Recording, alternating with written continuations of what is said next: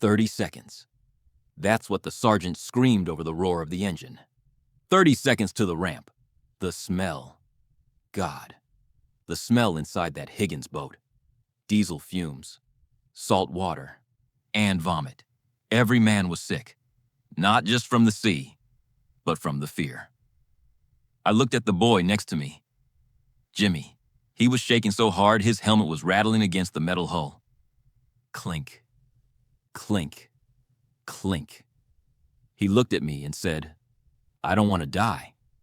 Then, the ramp dropped. We didn't walk out. We were cut down. The MG-42s, Hitler's zippers. They didn't just fire bullets. They tore the air apart. The first row of men, gone. Just pink mist and falling bodies. I jumped over the side into the water. It was freezing. The weight of my pack dragged me down to the sand. I was drowning in salt water and blood. I clawed my way to the surface. The sea was boiling. Bullets were hitting the water like angry rain. I crawled onto the sand, or what was left of it. Omaha Beach wasn't sand anymore.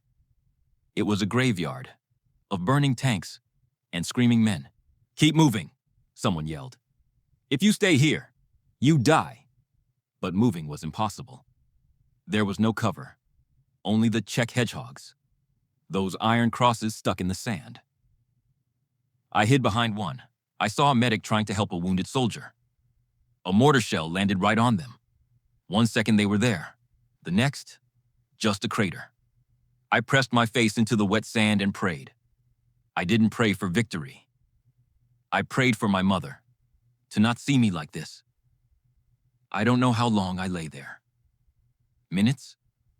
Hours? Then I saw him. Brigadier General Cota. He was walking upright. Calm. Like he was on a Sunday stroll. He shouted, "Gentlemen, we are being killed on the beaches. Let us go inland and be killed." That crazy bastard saved us. We got up. We ran. We ran through the wire.